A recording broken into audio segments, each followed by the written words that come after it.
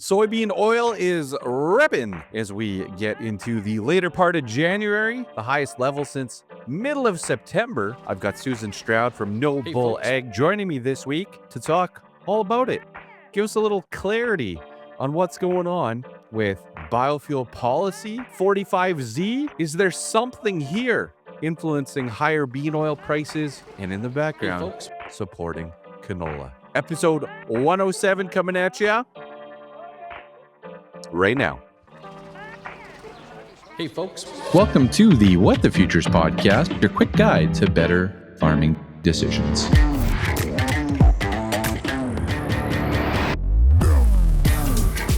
Welcome back to the What the Futures podcast, folks. Episode 107, recorded in the UPL studio each and every week. Someone said last week, they sent me a note and said, Ryan, you got it all wrong. UPL is completely romantic. I said that the deadline for Smart Buy rewards, the first deadline is February 15th, that UPL wasn't very romantic, but he said no.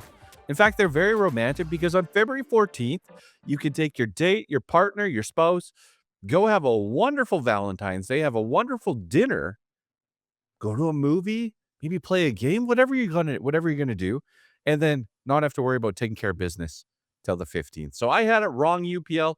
You guys are the romantics out there. All right, lots going on here this week. We hit 1,000 subscribers on YouTube, so thank you very much for your support and for hitting that subscribe button. It's not my favorite part of the show, saying, hey, hit that subscribe button, why don't you?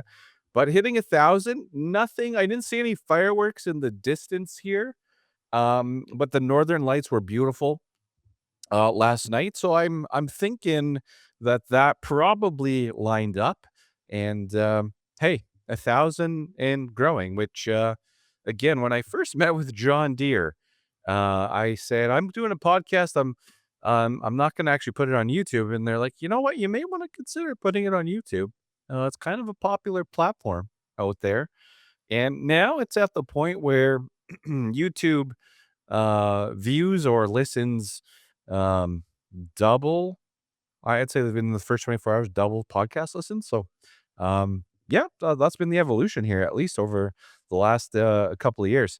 I want to talk. I want to talk strategy here right away at the start of the episode. So stay tuned for that. That's coming right around the corner, along with a pet peeve of mine. It's not their fault, but it frustrates me.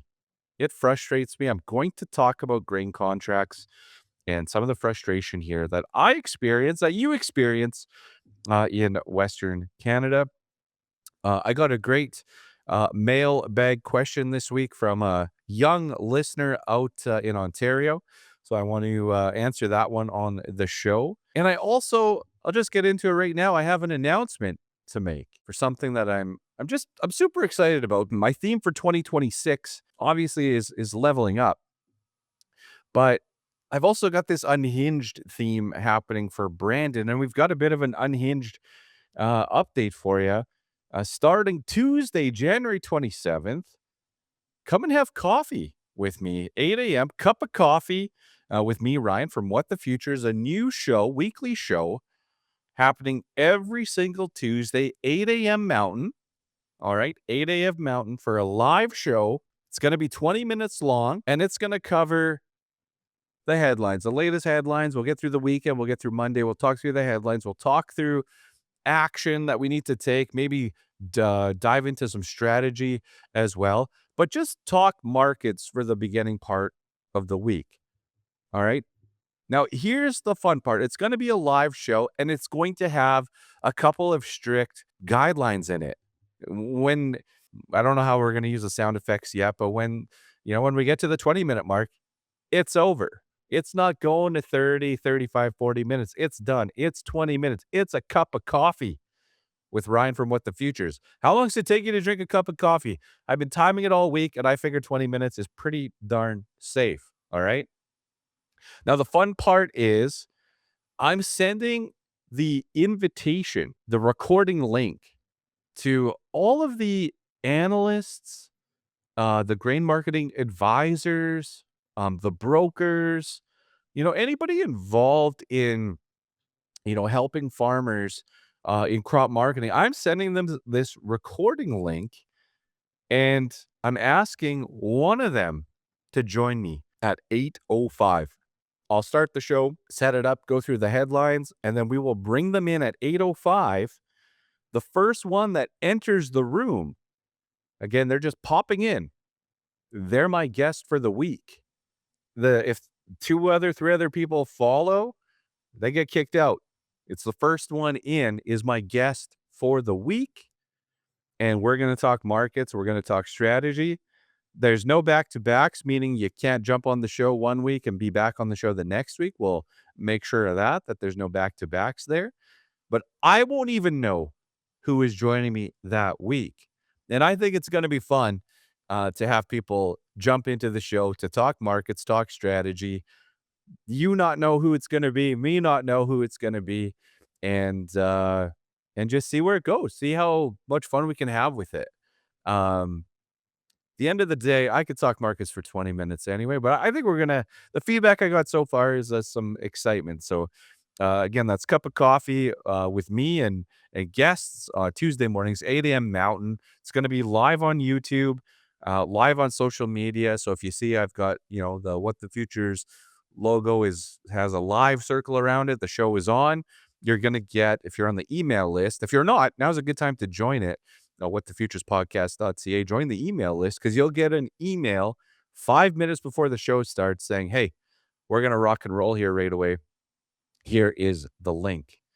All right. Social media, YouTube, in your email, you will get the notification. It's going to be a lot of fun. I'm looking forward to it each and every Tuesday, 8 a.m. Mountain. And I'm excited to see how many analysts and grain marketing advisors join the show here over the next 6 months to a year. Just see what happens. All right. So it's going to be unscripted.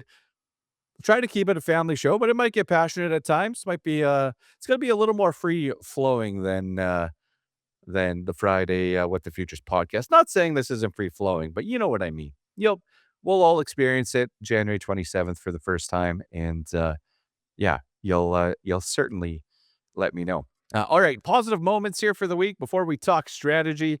Well, Chantel's birthday this week. I'm a gentleman. I'm not going to say what age she turned because she's doing great for her age, looking great.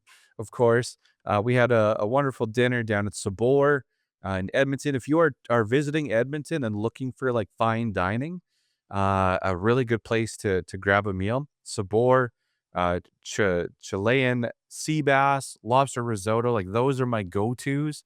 We had a great dinner, and it's fun. It's fun celebrating a birthday when you have kids because the kids, we decorated the night before. We sent mom up to bed early. We decorated and wrapped gifts and all that stuff. And I gotta have a chat with the kids though. They gotta work on keeping some secrets here.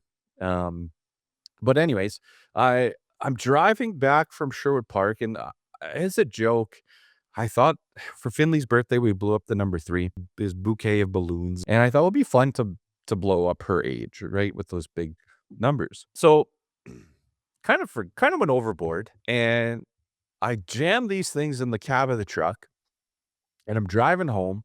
I'm actually on a call. I just hang up the call, and I'm not far from home. Bang! Like gunshots.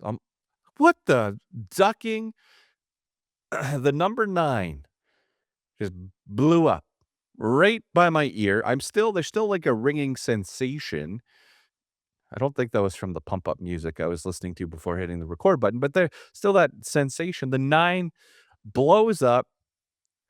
The 3 is fine. The 3 is completely good. The rest of the balloons are fine. But I'm like, well, what are we gonna do here? Like, now it's just a 3, and Finley's jacked because he's like, another 3, like it's me, it's for me. And he ends up running upstairs and he's like, Mom, we got the same number. And he was so excited. Anyways, some of the balloons are blank. I took a marker, I wrote 9 on them, and it looked a little hillbilly, but we got through it, and a great birthday, and it was fantastic. So that was a positive moment. Now, anyways, my other positive moment, when you're kids, you got little kids that are growing up, and at the start, they wanna play with you, and they wanna be with you the whole time, and then all of a sudden, you get the little bit of independent play starts to happen and the creativity, and they, start to occupy themselves, which is, it's fun. It's great to play with your kids and be down on hands and knees and playing farming and whatever, doctor, and it's great. But it's also really cool to see them grow and play independently, and so Finley loves lining all his stuff up now. He's got the auction row is just lined up every single evening in our house.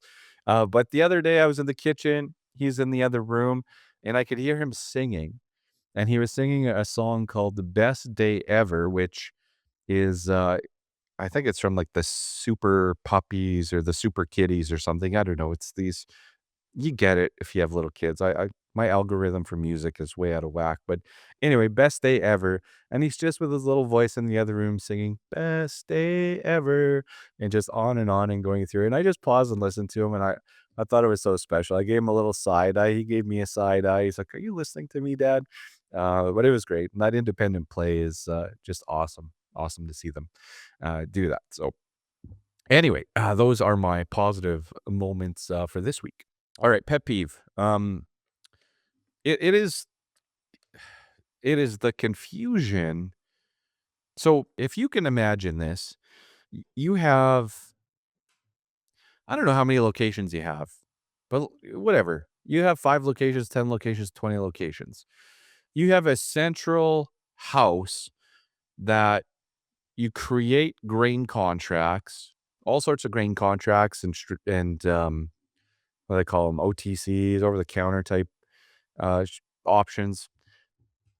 You create this stuff, and then in the country, so you got main head office, whatever, creating this stuff, and in the country, you've got all these locations, and you'll get to one location where they're like, maybe they're very driven on like the budget that they need to hit. Maybe they're very like excited about the bonus potential, so they dive into it, right? They're like, yeah, let's learn these things, let's make some money. And then you got the ones that are like, "Oh, this is really cool. It's gonna help my growers. I'm gonna dive into this." And then they don't care so much about the money, but they dive into it, right? And they get good at it. And then you get to locations where they don't care at all. They it's not maybe it's not a focus or whatever it is. Um, but they could care less. They don't know what you're talking about when you present them with this strategy. You're like, "It's on your website. Like it's right there. You have one pagers by your coffee pot." Anyways, this is actually not a complicated one. This was just a basis contract. So the cool thing about this rally in the market is that for the canola market is that futures are rallying while basis is improving. And so talking to some farms where movement in January, February, super important. It's obviously going to be off March futures. And so the general, if you wanted to paint it with one number, the general rule of thumb is that you have to price that basis contract by February 15th. All right. You can deliver it, you can haul it in, but by February 15th, you need to price or roll. You could roll it to May, right? And so I get a girl's like, "Hey, this base is special to fill these cars." I'm like, "Yep, that's good. Let's grab it." And he's like, "I got to price it by January 28th." I'm like, "Why? Why January 28th? Like, it's just a basis contract. It's off March futures." And so he's like, "I don't know, phone." So like, "Phones?" He's like, "No. They said, like, before I haul it, I need to price it, and by the 28th, I need to price this thing." Alright, I'm like, "Maybe something changed here." Said, "I'm used to a futures first contract where you have to price lock in basis prior to delivery, and with some organizations, it's 30 days prior to delivery." So I'm like, "Okay, maybe this person's confused, thinking we're trying to do a futures contract when we're trying to do a basis." So anyways, I'm like, "Okay, I'll talk to." I work for Cargill. I know people there. I know some people that have worked there for 20 years. I'm just gonna reach out to a person and find out, "Hey, if I do a basis contract, well, with you, when do I have to price it by?" And of course, they come back with February 15th. Now, it's not necessarily a big deal. but we're talking about some pretty basic, like a pretty basic thing, not a lot of moving parts, and a pretty basic contract that is not really that complicated, but yet die on the hill. Can't remember the guy's name from up north, but die on the hill. I'm not changing my opinion. This is what the the rule is. And I'm like, I go back to my person. I'm like, "Are you sure? Like, is there something special that we're missing?" And she's like, "Nope. February 15th, Ryan. I can write it up for you right now for that guy. Like, just let me know." So it's a pet peeve of mine because this type of stuff, like if you're an organization that's going to put out different contracts, and now I want to talk about something strategy wise here in a second that's even a little fancier. But it is really hard as a farmer, as a grower that is putting themselves out there to try different things, to manage risk on their farm, to manage margins, to think outside the box, to do something they've never done before and get different answers with the same company at different locations. I can't stress it enough. If you're a grain company out there that is can't train your people on this, then I'd on just take it down. I just take it down. Or centralize it. Have everybody phone the same person for crying out loud. There's not that many of these things that get done on any given day. Have the same person answer those phone calls. But it costs money. It costs time, it costs money, and a lot of back and forth for nothing. All right? That's my pet peeve. Haven't had a pet peeve in a while, but that one's just driving me bonkers this week. It's a basis contract. Come on, guys. Get it together. All right, let's talk strategy here. Now, this canola market, so the chart for me, I said last week, I'm closer to selling than and moving some sales along than in anything. Like I'm watching this and getting anxious to maybe sell something. And I know a lot of growers have. I know a lot of growers have. But with the lunchbox crew, I've been telling them, all right, guys, like the chart still looks good here. Bean oil's looking good. You know, crude for the most part's been looking good. Like there's no sell signal yet for me. And I saw a couple recommendations this week. The technical guys, I understand why they sold. We had a little bit of weakness on, oh, that would have been Tuesday. And those little technicals, they're like boom, boom, boom, fire, fire, fire, like sell. And I get it because the chart's going up. You get that little bit of weakness. And I was sitting there too, like, yeah, like this is, if this doesn't have a good day tomorrow, like this is definitely to me a sell signal. Um, and as of recording here, the market had a dandy of a day. And even tonight, it's still holding its gains up slightly. The March contract's trading at 647.80. Now, the one reason I'm not getting super excited yet, and my buddy Tyler made a canola sale here the other day, and he's eager. He's eager. He's in Hawaii. He's not going to listen to this, but he's eager to maximize his strategy, maximize his opportunity on canola. So he's like, Ryan, this market's still going up. Like, do I need to buy futures or a call or something? Like, what do you think? And I'm like, whoa, just pump the brakes here. Because the day he sold was January 16th. January 16th, the market hit 651.10. All right. Now, even though it's been showing strength, and again, we had that weakness on Tuesday, it's still right now it's trading at 647.80. So for him, he nailed it. He had a target in and he nailed it. It was great. Good job, Tyler. Like that's awesome.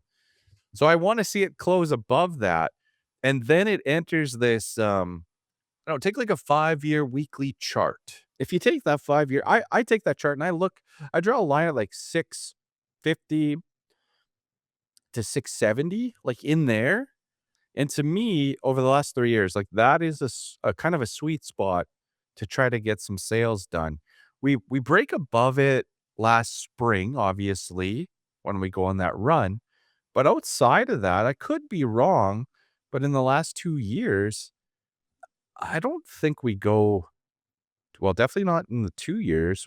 Our high is 670. Yeah, we could throw a 678 in there. If I go to a 3-year, oh yeah, you got that 2023 stuff in there. So the last couple years. Anyways, just I don't know. It's like a 650, 660 region, 670, 675, like right in there to me is a interesting spot to potentially get some sales on. So anyways, it's a fun market because it's rare that basis improves while futures rally, but obviously things have changed here. And yeah, I'm totally wrong on last week's episode, guys. I was not as optimistic. And yeah, it's what happens when you record on a Wednesday and then Friday, the world changes. But anyways, for the good, we'll take it. So I'm very close. But anyways, this was a great conversation this week on strategy. And I I know that I'm gonna try to keep this oversimplified because I'm not that smart. And so this is the way I think about it. But I was chatting with Ron, and so Ron farms in Manitoba. He's getting um into options. Like he is educating himself for and his farm on incorporating option strategies to help him navigate cash flow and manage risk. And so our conversation this week turned uh, to put contracts, put options.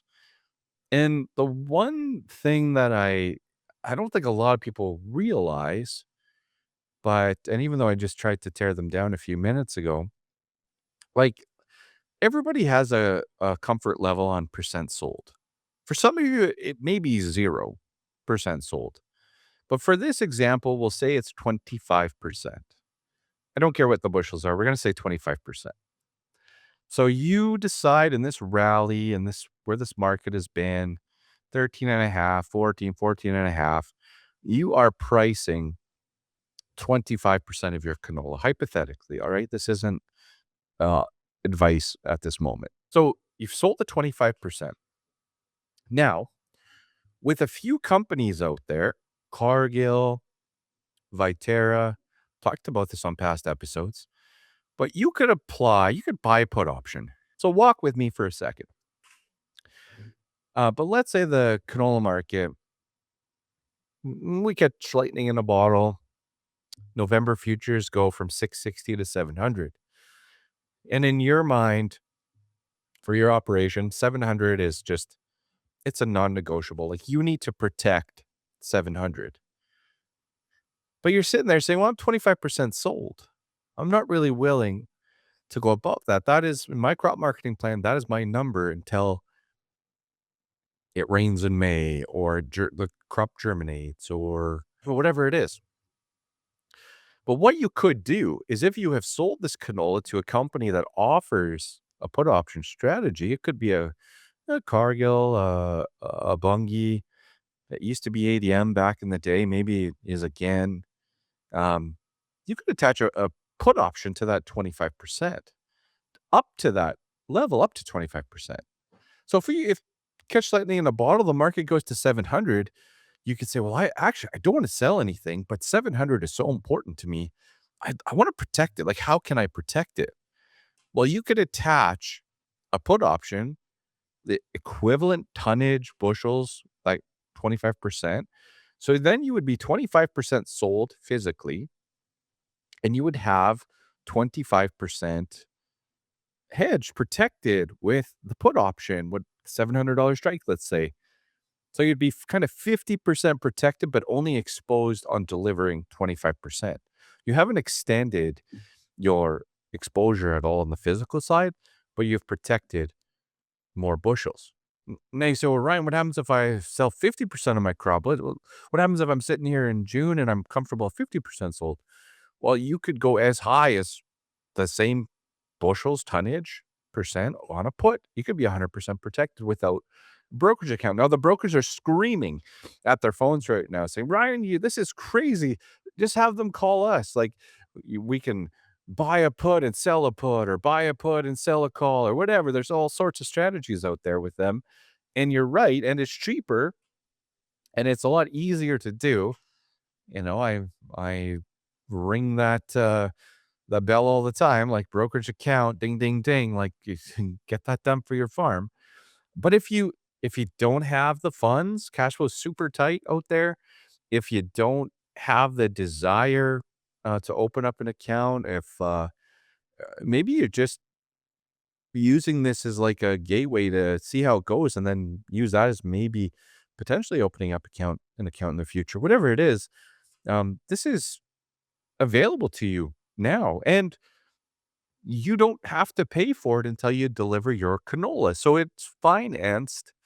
You're using somebody else's money in this example. So when you deliver that 25% in the fall, that's when they would deduct the put option. If you have made money on that put and you've sold it or exited that option, then that they would add dollars and cents at that time for you, but you don't have to worry about the financial side until you deliver. Now, as I say on the show all the time, please reach out to your local grain companies, talk through it with them. There's different brand names out there, different ways that they want to approach it. Your location may be one of them that isn't super excited about it and doesn't know much about it, so you may have to phone another location or have them get educated on it. Or you might phone the one that sees that bonus at the end of the day and is really excited about it. And yes, there is financial incentive for these folks out there. I kid you not, like it's there, but for the most part, you got to be cautious on what's coming your way, right? Like there's no free lunch. Like be cautious of what's coming your way. If you dream up the strategy, then their heart's in a good spot and your head's in a good place, and away you go. So, anyways, I want to talk about it because you just never know what's going to happen over the next days and weeks. I certainly don't know, but I know that for our farm, there are numbers there, that take my strike price minus the cost of my option, my premium, my basis. If that gets me to profitability on my canola crop in 2026, I'm going for it, right? I'm definitely going for it. Now, Manitoba Crop Insurance came out, gave us a little gift here as well at what, 14.75 or 14.79 for canola for your crop insurance, but I'll save that discussion here for the next couple of weeks. All right, folks, that's it for a strategy here for this week. Any questions, Ryan at whatthefuturespodcast.ca, hit me up. If you think I've explained that completely wrong, let me know. Love to hear from you. And if you want to know more or hear more, yeah, send me a note. So let's get into it with Susan Stroud here from Noble. Then we'll do the mailbag, eating your veggies. I got some grain pricing updates for you. And then I'll tell you what's coming up next in future episodes of What the Futures. Susan Stroud, here we go. Alrighty, folks, let's welcome back Susan Stroud to the What the Futures podcast. Susan, how's it going? Pretty good. How are you? I'm doing just fine. Our house is going through like a 2 strain flu cold thing. So we thought we were good last week, and then boom, this next thing hits us, and it's been a quiet weekend at the Denis household. So, but other than that, pretty good. Good. What's going on in your world here in 2026? We're 3 weeks into the year. Has it been pretty quiet for you? You're staying busy. Staying busy. So this time of year is uh my busiest time of year for travel speaking engagements, which I saw you just a little over 1 month ago in my Hmm. first trip to Canada. It was so nice and balmy. Not really. Nope, not quite. Fantastic event though. I really appreciated the invitation and I had a great time with your group. You definitely had some characters in the crowd, which adds to things. Yep. But yeah, so big transition underway at Noble as the calendar turned to 26. And so a lot of people are used to receiving updates from me off of Substack, and I made the decision to move off of Substack as we turn to the new year. Mhm. Um, So now if you go to nobleag.com, that's and click market insights, that's where all updates are located. The other big change is that I began offering a higher tier of service that takes a deeper dive into things. And so I still have the standard updates twice a week, the Wednesday hot take and the weekender. But the Pro Plus tier of service adds, I'm kind of referring to it as a research suite. So it brings in a few things that are for those that you just don't want to stay informed with what's going on, but it's kind of the idea behind it is that you're able to stay ahead of the move and you're not reading things after the fact. Yep. So, quick hits is one piece of that. These are really short updates. I think I've been averaging 2 to 3 a week here the past few weeks, and so kind of like we'll talk about soybean oil later. I believe Thursday I sent out 2 quick hits because Yep. soybean oil was doing was doing wild things, and so it was important to kind of get out ahead of that and explain what was going on. The other updates are a quarterly update. And so this is a professional PDF document that's, I don't know, 15 pages in length. And it covers most grain, oil seeds, biofuels, and everything in between. Nice quarterly recap, and then gives you something to kind of look forward to as we move into the next quarter Mhm. and forward looking statements. And then right now, I'm working on an update to send out later this week, Noble Insights. So these are kind of the deeper dives that are very specific, subject specific. So in this case, it is called a biofuels blast. And in this one right now, walking through or working on walking through the big changes that happen within US biofuel policy as we went from 24 into 25, what happened in 25, and then now what we have to look at here in early 26 because we had a lot of changes again take effect January 1st this year. So did you just figure out how to put in like more hours each day or more hours in the week? Like, did you find an eighth day in the week somehow to put out more content? Like, I'm still when do you have searching. time to do this? I I don't. Oh, that's awesome. Yeah, having to become much more efficient what I'm doing, especially with this time of year traveling a lot. But I do feel like there's a need for it. It's still at a price point that doesn't break the bank. And Mhm. I think it's just refreshing. You have a lot of different broker groups or uh different groups out there that they put out deeper research and that kind of thing. But I enjoy visuals. I like using pictures and charts to really help tell the story. And I also like to cut out the fluff because there's a lot of fluff in market analysis. So I'm excited about it. And it's been a little bit of a painful transition, but I think I've had a Yeah. lot of good feedback. So I'm excited. I think it brings a lot of value. Well, I you like creating the visuals and I like seeing the visuals, so I definitely appreciate that. So so folks, you can check that out. What's your website again? No. Nobullag.com. There we go. Perfect. All right. Sounds great. Sounds great, Susan. So, we'll get to those Thursday quick hitters in just a second. But we've got 3 weeks into January. We've got bean oil up over 8%, canola up over 6%. What's happening here? Is there we've got crude up as well. ULSD is up. Is there something going on that we turned the calendar to 2026 and oil seeds got a little rosier? Like, what happened?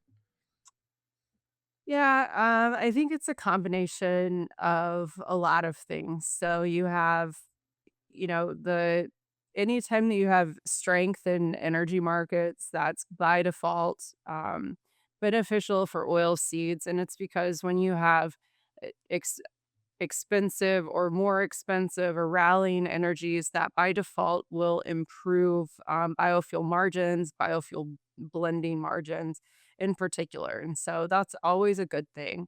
We've also seen that the RIN market, D4 RINs for biomass based diesel, they're also firm. And a lot of that is as we turn the page here from 2025 into 26, market expecting larger blending mandates eventually to come out of the EPA. And I think that some of that backlog from 2025 and prior, we've finally worked through that. And so that's another source of strength. But for the most part, really the move is based on this idea that we will finally have some clarity as far as biofuel policy goes with the EPA at some point here, probably in early March, according to the latest Reuters report, but hopefully have those long-awaited biofuel mandates that are at this point, all signs are pointing to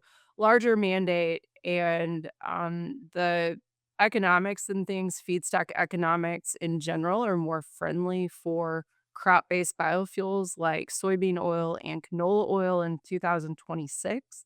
As we turn the calendar to 26, new 45Z amendments went in place.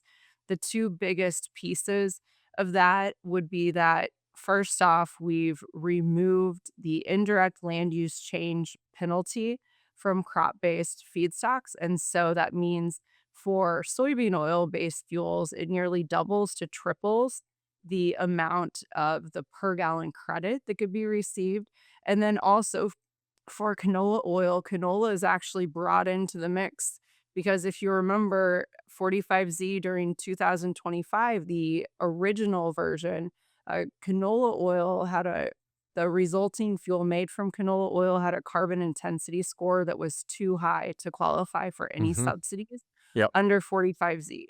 So now that ILUC has been removed, canola oil suddenly has value again. So it's something like 20 to 22 cents. So it's less than what soybean oil can receive as a credit, but it is something. And so something is always better than nothing. Sure. And the other piece of it that's important is that we put a limit on what feedstocks are the origin of feedstocks that would receive credits in 45Z. And so we have that North American ring fence. So it's only US, Canadian, and feedstocks from Mexico that will qualify um, under 45Z. So those things all together are really important. And that's also where some of that strength is coming from. So used cooking oil out of China is still on the outside looking in? Correct. Used cooking oil out of anywhere is on the outside Okay. looking in. So Okay. used cooking oil is the one feedstock that continues to be excluded from 45Z, no matter the origin. And all of that goes back to traceability. We don't have any way at this point, or they're working to find some sort of method so we can tell if what is imported as used cooking oil is in fact used cooking oil. Right. Yeah. Okay. So is this when I first, saw the headlines, I thought, "Uh-oh, this is bad. This is gonna be bad for for soybean oil because it looks like canola's got a path forward here."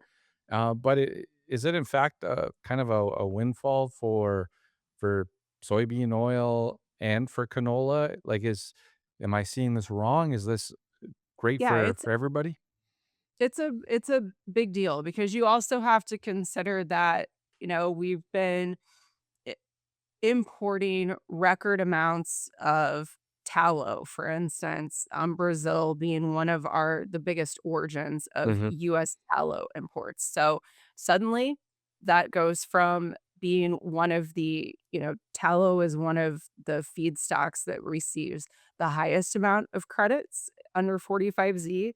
And now with these amendments, since we are subject only, we can only do Mexico, Canada, or US tallow. So Brazil's tallow, it no longer qualifies. And so that leaves a hole to fill. So when you start to kind of look at it that way, it's rising tide lifts all boats. And in this case, it's because it's reduced availability or thankfully, policy for once, it's picking and choosing and it's favoring these domestic or, um, more domestic friendly feedstocks. So when like oh man, this is gonna be a dumb question, but There are no is dumb is this questions. still how formed is this, or how confident are you in the state of these proposed changes? Okay. Like, Well, so there's two different keep in mind we have two very different things. So we have one thing that's set in stone and done, and that's 45Z. These changes um, took effect took effect. Okay. January 1. So we know this is a net positive for crop-based feedstocks, and even I should mention, like U.S. corn ethanol, or corn going into ethanol production. Ethanol now qualifies for a 10 or 11 cent per gallon credit under 45Z because of the removal of ILUC. So that's also a beneficial thing. So crop-based biofuels just received a boost, and that is set in stone. Those things we know. Okay. So that's the piece over here that we actually know. Okay. What we don't know is what we've been waiting on for. The initial proposal was released in the summer, June, by EPA for the renewable fuel standards RVO for 2026 and 27. RVO stands for renewable volume obligation. In other words, it says how much of of these different classes of biofuels will we have to blend? What is the mandated volume requirement to be blended in with petroleum supplies in calendar year 2026 and 27? So Mhm. that's completely separate from the tax credit scheme with 45Z. All that does is just incentivize production. So that's like added, as far as biofuel, the numbers, the breakdown goes, that's added to your margin. It doesn't have anything to do with EPA actually saying this amount of biofuel is what the requirement is for 2026. Okay. So that's the piece of it that we're waiting on is EPA to finally say, okay, you have to blend X amount or it has to be X amount of RINs. That's what we're waiting on. And so the problems or kind of the timeline here, what we've been through with EPA.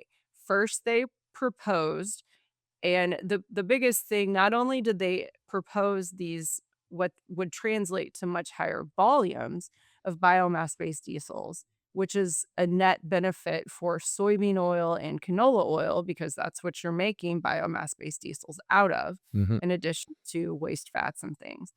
But the biggest piece of it was that they said, okay, you know what? And they said they're linking declining farm incomes, however you want to try to connect the dots there. But they explicitly linked the influx of foreign fats and waste oils into the US to make biofuels. They linked it to declining farm incomes. And they were saying, okay, this is competition for our soybean oil. That means this is hard on our farmers because we're importing these waste fats and greases. So their answer to that was proposing, along with those higher mandates, that we will uh, we will only let any foreign derived fuels, so that means fuels produced outside of the U.S. or fuels produced in the U.S. from a foreign feedstock, they will only generate a half RIN. So they take a big ding if you are producing with an imported feedstock. Fast forward several months, we also had EPA come out and say, hey, we're cleaning up these small refinery exemptions that have been hanging around for Right. several years. And then after that, they also came out and said, okay, 2023, 24, and then the years after, we're going to take those volumes that the refiners had said, "Hey, it's too much of a financial hardship on us to blend the required amount of biofuels in with petroleum fuel supplies. So we are petitioning for small refinery waivers or exemptions. EPA came and said, okay, you know what? We're going to consider these waivers or these potential waivers for 23, 24, and 25, but we're going to also consider any waived amounts that we would tack those volumes on as supplemental volumes to the 26 and 27 blending requirements. So, in other words, it meant instead of just saying, no, okay, never mind, you don't have to blend X amount of biofuels, Mhm. that blending requirement will just go away. They're going to potentially reallocate it by saying, okay, we're going to add these supplemental volumes and tack them on for 26 and potentially 27. That's a good thing instead of just making those volumes go away. But right now, what we're faced with the biggest questions is we still don't know what those may be. Right. So Thursday last week, when soybean oil closed up 4%, which was a massive move, a lot of that was tied to a news report that said EPA would soon finalize. They're in the final steps for the mandates for 26 and potentially 27. I'm not sure. Said that those would be out sometime in early March. They also said that EPA, according to their sources, had decided to table the idea of penalizing any import related fuels. So, imported finished fuels or any fuels that are made in the US from imported feedstocks. Um, it seems like kind of a crazy thing. The bean oil market shot up 4% when you consider the implications if we are not putting that 50% RIN haircut on foreign derived fuels, because ultimately that's more competition Yeah. against fuels that would Soybeans. be made from soybean oil or canola oil. I think kind of a combination of a few things. First of all, it's this idea, and who knows? Reuters has been wrong plenty of times before with their infamous scoop that says sources that don't want to be named. But Mhm. regardless, here we are. It's just the idea though that okay, we're finally going to let the market do its job. Soybean oil and canola falls victim by default, but these markets have been stuck and suppressed because they really don't know what to do. I mean, imagine we're already in January, we're 3 weeks into a new year, Mhm. and renewable producers, they don't know what feedstock they should buy. Why? And they don't wanna commit to anything further out because they have no idea what their RIN generation looks like, what the economics of biofuel production looks like Sure. when we don't have clear policy in place. And so I think the soybean oil market was finally able to breathe. Now, a lot of people are looking at it and are like, wait a second. This report says that EPA is going to scrap or at least delay this ding on foreign feedstocks or foreign fuels by at least a year or two. That's definitely a bearish thing for soybean oil, but I Yeah. think just the general relief that we would have some sort of something along the way. Um, I think the other piece of it too, as you look at the structure of the market, soybean oil, from a managed money perspective, funds have never been this short soybean oil to start a calendar year. Okay. So that also kind of lends way to short covering and fast moves. And soybean oil also, you see really large exaggerated moves that are based on headlines. One, because it's a policy driven market, but two, because I think a lot of people, I mean, it's complicated. It's complicated enough that I get confused from time to time. And I'm supposed to be the one that knows what she's talking about. So I think that you have yeah, say that for illustration purposes, but I think you have a lot of people, it's kinda like fools rush in to soybean oil, and you see a lot of people that are trading a position one way or the other, and I am not certain that they know exactly why they are trading it the way that they are trading it because it is such a complex market. So there's a lot there. Um, there's I a lot probably there I to go probably back should on. have yeah, I probably should have, like, set a point, shut up for a bit for No. some clarification. Hey, the It's listeners, they can hit the rewind button and listen a few times to get it's such a all nu those it's such points. a nuisance. I ask myself all the time, "How did I get into this?" Because there's so many weird nuances. Um, Just think of how bored you're gonna be when all this is clarified and cleared up, at least I don't temporarily. You're gonna be like, "You know what? Rest of the year, yeah, it's gonna be way less exciting." So, there you go. well, I especially with the current administration that we have, we still have 3 years to go before maybe there's a light at the end of the tunnel and things aren't quite as, we'll call it, exciting. Yeah, Uh, yeah. but in general, though, when we look at veg oils as a whole, the growth of industrial or biofuel use, it's not just here in the US.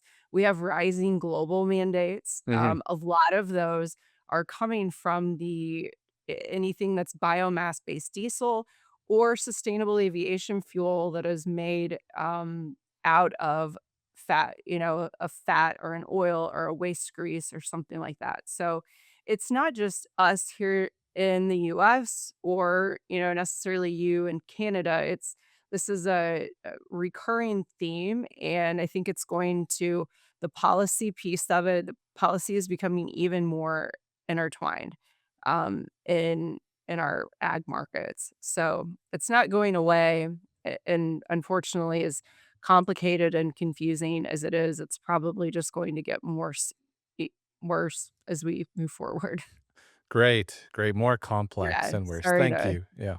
but it's a good thing. I mean, it's a good thing overall for, canola oil too, so Mhm. I think that yeah, you have to smile because it's a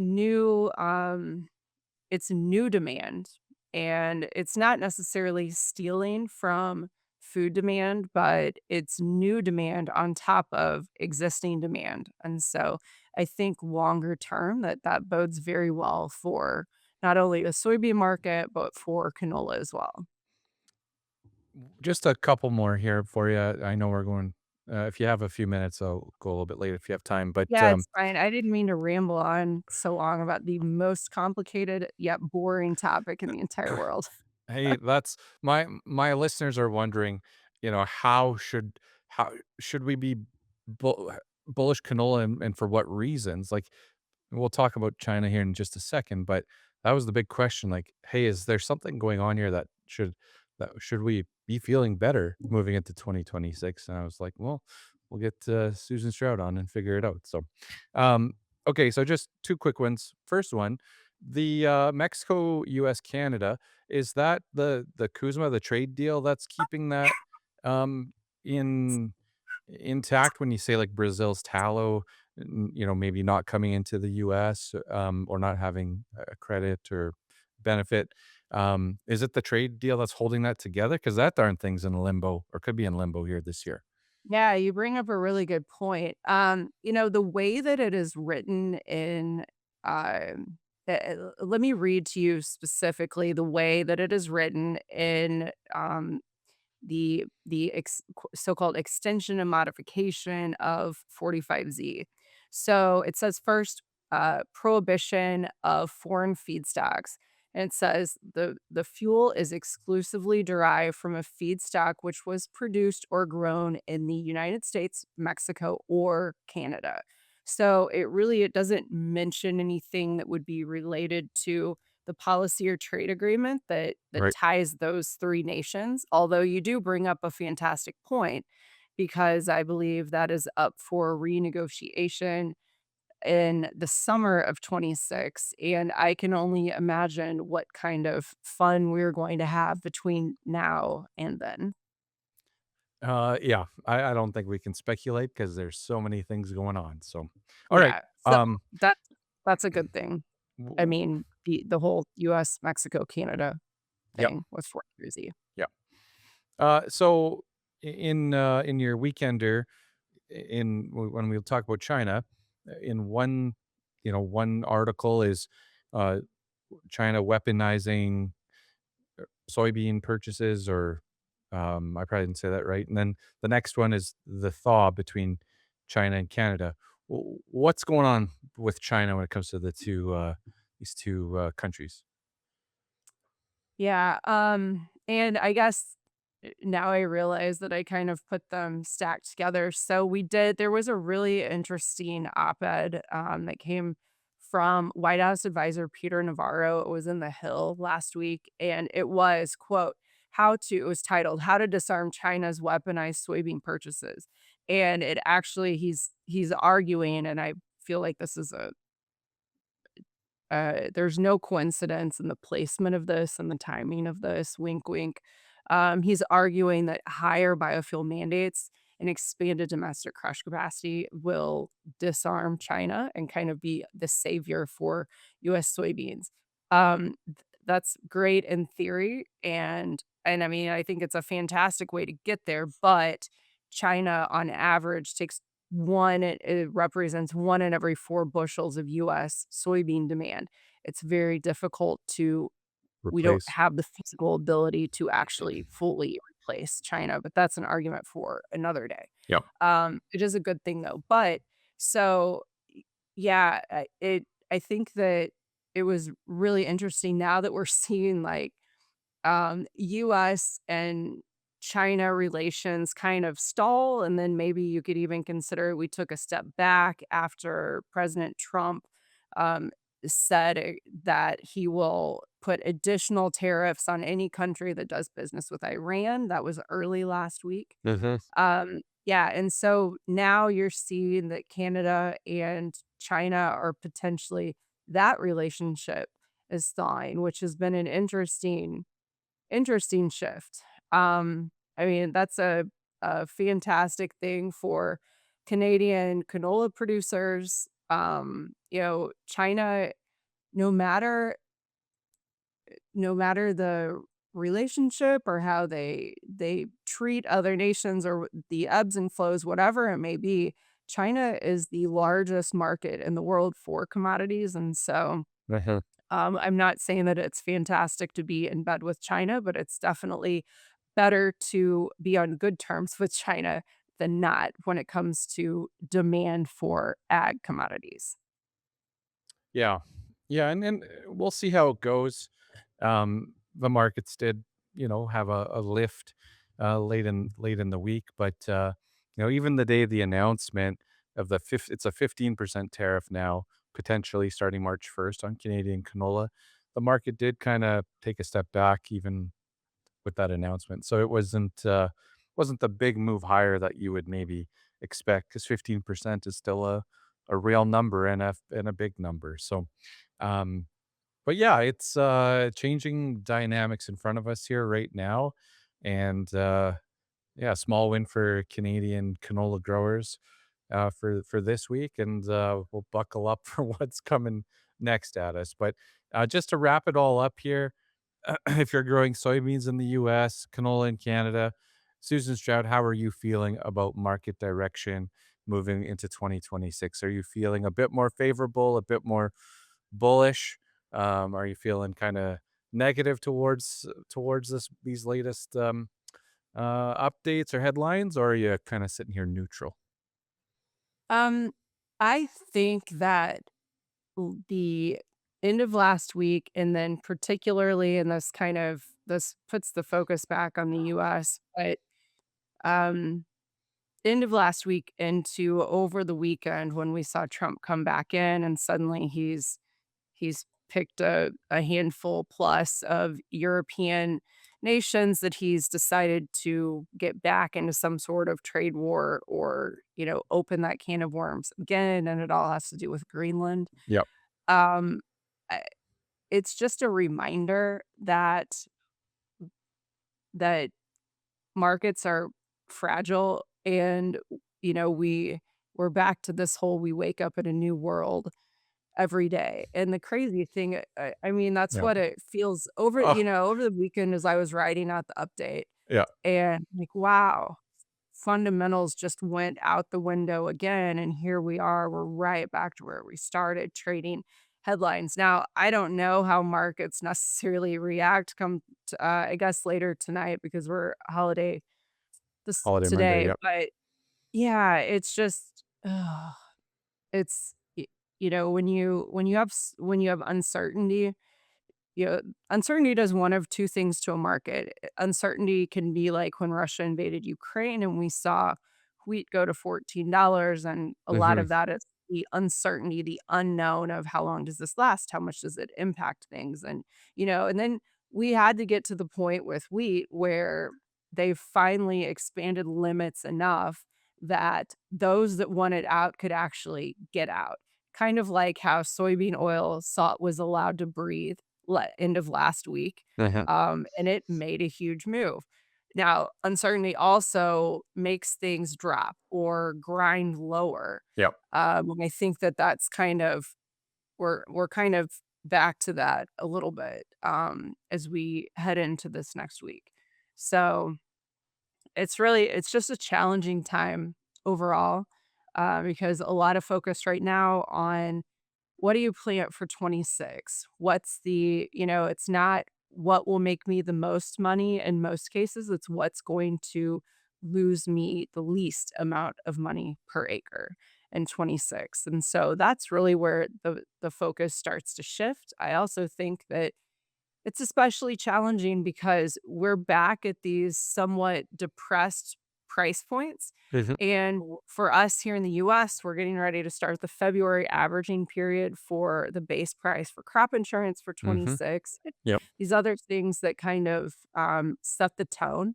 And yeah, um, it's difficult. And the fact that we're throwing water on the fire here if we start to re-engage in these trade spats with all of our major trading partners yet again. Yeah. No, I think uh, just my last two comments. From a crop marketing perspective, going down to figuring out your numbers, your margins, Mhm. executing that plan almost regardless of all the noise out there, but just focusing on profitability is for me is kind of the guiding light for 2026. Maybe a bit more peace of mind that way. And then the last thing I'll throw out is even with all the stuff going on in the canola market, we're growing more of it this year in Canada. There's no doubt in my mind that we're going to plant as much as we can, and we're going to carry over. Maybe not a record anymore with China potentially stepping in here. Maybe a bit less than that. But when you start penciling out all the crops, soybeans are actually decent for us from a margin perspective, and canola is quite strong for a lot of farms. Um, so we're going to grow more of it. But anyway. Yeah. I think in the US, we will even though we had a really negative report last week that I think is going to kind of give us a corn hangover for a while, Yep. I would almost bet that we plant as much corn in this coming year. Just kind of depends on where uncertainty with bean demand falls out, and yeah, it's really important for rural America that we see very strong biofuel mandates for 26. Mm-hmm. So that's 100%. also going to be, and honestly, it's really not even maybe the mandate part of it. It's more that when they make the decision on the potential supplemental volumes that would account for waived amounts of waived volumes, those SREs from 23 and 24. That's a lot of volume. And so it's really important that we see the administration say, okay, you know what? We don't want to just let those go away. We're going to make sure that we incorporate those volumes into um, the to be determined RVO for 26. All right, Susan, I guess we'll leave it right there for this week. Thanks so much for joining me on the podcast, and yeah, I'll stay tuned in each and every week with your information because I can't be without it here the way it looks for 26. But Appreciate hope to get you on as fast as things change here once again. So appreciate it. it. Okay. Well, thank you for having me. You bet. Take care. And that is why I'm a premium subscriber over at No Bull. Oh man, my little brain just it cannot take it all when it comes to policy and all the biofuel stuff. So thank you, Susan, once again for getting us up to speed. And I have a feeling that we'll be chatting very, very soon. Um, Again, check out her work, folks. She does great stuff. All right. This was a really interesting mailbag question. And I got a message from Ty. And Ty is a second year business student at Western University in London, Ontario. You never know where you put something out, you don't know where it's all going, right? So it's cool to get an email from, someone in university that has an interest in grain marketing. So Ty's family, 4 generations now farming in the mighty Peace region, and has a strong interest in grain marketing and the grain marketing sector. Now, Ty's asking if I have advice on how to continue expanding knowledge and experience in grain marketing, courses to pursue, resources to follow, or steps to take to better position myself for future opportunities. Now, Ty, this is a great email, and I appreciate it. I'm going to write back to you as well, but I wanted to talk about it on the show because um, I come at this probably I don't know, maybe a little different than some other folk out there. And I don't want to say that one way is right and one way is wrong. That is not the case. But I've worked with many great advisors in my career and many great analysts.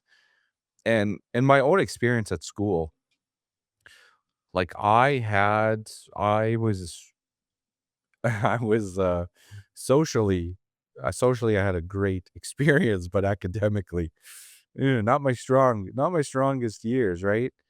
And so I think for you in school, Ty, like I anything that deals with um, you know, trade flow, and if you can get anything on policy, yeah, you're gonna do your economics 101 and stuff like that, but um I would say more of like a worldly view of what people, what's going on with people, what's going on with trends on the food side, and kind of focusing on that.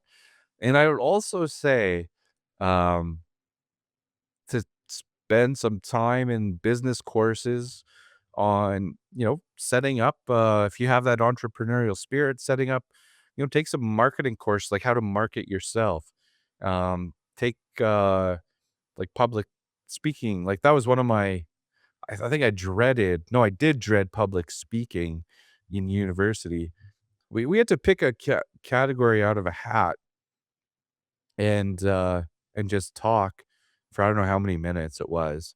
Take public speaking stuff, um, entrepreneurial type stuff. I took like all the egg business type courses you can take. I took some great egg business courses. Um, it was kind of a newer thing at university when I was there, but we were having some fun setting up our own businesses and things like that. But what I want to say today is I strongly believe that you should take like the flip side. I think that you can go, and if you have the eagerness, there's great books out there. I'll send you some book recommendations, but there's some great books out there. There's a lot to learn, like merchandising wise, from some of the great books out there. Um, but I would take it on the flip side where I would and go into, maybe it's the mighty Peace region, but go there and work with the farmers as like a grain buyer. Um, I'd say the interesting thing about being a grain buyer is that, at least in my experience, you you get to talk to hundreds of farms, and like remember, folks, for the most part, not every single day, but every single day grain is sold, right? In this across these prairies. So you get to talk to growers and learn about why they're selling or not selling and what their cues are. And you get to live the emotional side with them. Um, you get to see all sorts of different operations, how they navigate these decisions. Because at the end of the day, as a grain buyer, yeah, they might be putting it through on the computer, but not that often. They're phoning that grain buyer. And the other thing about being a grain buyer is that you get the relationship with the grain graders, the elevator manager. You get to see the margin pipeline, build relationships with merchandisers. I didn't do a great job of that. I don't have a lot of merchant friends. I have a couple merchant friends. I wish I had more merchant friends. If you're listening to the show, I like making friends. I want more merchant friends. But figure it out from like boots on the ground going up that way. I once I once went against uh an advisor, and this guy worked for a company that had many advisors, right? And he went and told these farms that you should never hire a grain marketing advisor if they haven't been an accountant first. And I was like, what? I'm like, the first thing I said is, this dude works with like 50 other advisors, and I bet you there's not a second accountant in that group. He just put down his entire organization. Now, don't get me wrong. I think accountants, there's a lot of great stuff that can come from accountants, like financial ratio stuff and um, the discipline on the sales, looking at numbers and the discipline. But I've also been part of conversations where with accountants in the room, I've been in those meetings where they looked at the numbers and were like, sell. And the farm's like, well, okay. And they're like, it makes sense. Sell. There's a lot more to it than just that. Yeah, it makes sense. Sell. But what else is going on in the world? What else is going on with this commodity? Does the window look like? Whoa, what does the market look like? The carry look like? What's the strategy? Okay, that's okay. Let's lock that in. But what else? What other strategies should we consider? Anyways, nothing against accountants, but yeah. So Ty, great email. I'm gonna respond to you, but I just say my best piece of advice and my favorite advisors that I've hired uh were grain buyers first, and then moved into other parts. You don't have to be a grain buyer forever. Do it for a year or two. um I met a great young advisor. He's got his own shop now, doing his own thing, crushing it out there, doing a heck of a job for his clients. And he did a short stint contract with the old Bungie, right? And then moved to a different company, a larger company, did some grain buying there, took on a assistant grain marketing advisor role, finally got his own book, and then is now gone completely on his own, like just killing it out there. So I don't, that's a path that I would take. You can read everything. You can sign up for some other courses. Do just enjoy university, man. Just do it all, right? But then get in the country and get going from there. That again, I'm sure there's other ways to do it, but that would be my advice. All right, keep them coming, folks. Ryan at whatthefuturespodcast.ca. I got a couple others, but I'm gonna park them for now. It's been a bit of a hot week across the prairies here, so you guys know what I'm talking about. Anyways, eating your veggies for this week. Uh, again, it's January. It's cold out. Figure out your defensive strategy. The market does something unexpected. The market rallies. Something happens short term. Boom, it rallies. What are you going to do about it? You can't figure it out in the moment. You can't. You can't be like, oh my goodness, the market's rallied $2 a bushel. What am I going to do now? I'm going to live forever. This market's never going down. No, but it's too late. If you're trying to figure it out, when it happens, it's too late. So sit down, figure out if you have a brokerage account, what is your strategy? If you're going to go through the line company, figure it out now. What is your play when the market moves higher? What is your play, right? Number two, check in on a neighbor. Just the mental health part of has been big for me here the last couple of weeks. And just check in on a neighbor, a friend, a relative. Just a hey, go for a coffee, go for a visit, whatever it is. We're getting through like the darkest weeks of the winter in the year, but I don't know about you guys, but my anxiety, I'd say it's as high as when Russia invaded Ukraine for the first time. Like, there's just crap coming at you all the time. I had to catch a headline today of what would happen if the US invaded Canada, like stuff like that. There's lots going on in the world. Hey, you might be cool as a cucumber, but your neighbor, friend, relative, who knows what's going on there. So check in on them. And again, mentally, I think this past Monday was like Blue Monday or something. Like it's traditionally one of the darkest times mentally in our year. So just check in on them. All right. Number 3, I'm not being paid to say this, but I do have these folks coming up in future episodes here right away. But private insurance, just make contact. You just check in. Global Ag Risk Solutions, Ag 3, just get on their radar just to see. I don't know how it's going to work for your farm in 2026 and then be incorporated or if there's a fit or not. I have no clue yet. But what I do know is if it is a fit and a lot of people end up wanting to buy it, this first in that usually has a good chance at it. All right. I'll talk about more of that in a second. Canola targets, we're going over, guys. We got a 4th and a 5th. Canola targets. Hey, you got a market climbing here. Get them in. You saw on the 16th, the market spiked and pulled back, hit some targets there, some new highs. Get those targets in at profitable levels. And the last one, my buddy did a phenomenal wheat basis contract the other day. One that had me go, oh, wow.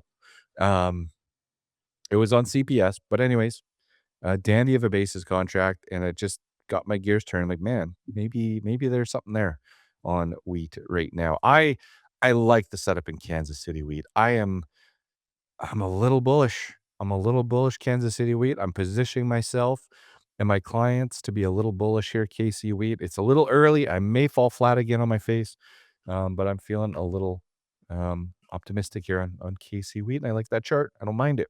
All right. Okay, that's it for eating your veggies. Grain prices this week: maple peas, $14 a bushel for old crop maple peas. Wow, there we go. A little action. Yellow peas, $8.35 is a high. It's again starting to move a bit. Green peas, $11. Red lentils, 24 cents a pound for old crop. Faba beans are hot. I don't have a price. I just see a lot of demand out there for certain varieties of fabas. New crop malt barley at $5.80 a bushel in central Alberta. And I did get Suzanne with Market Master. I asked her to dig into some new crop pricing for me today if she had time. And we've got flax, no bid, red lentils, 20 cents delivered, new crop reds. You're not going to do that.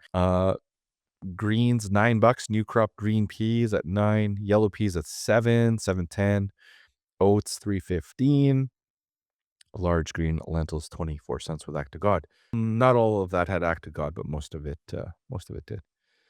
So it's starting to heat up a little bit here for new crop. All right, folks, coming up on the show next week, Lisa Porth with Ag 3 is joining me, and Brett Waltz with BAM WX. Now, we are recording early. I'm going to have those segments recorded before you even listen to this episode.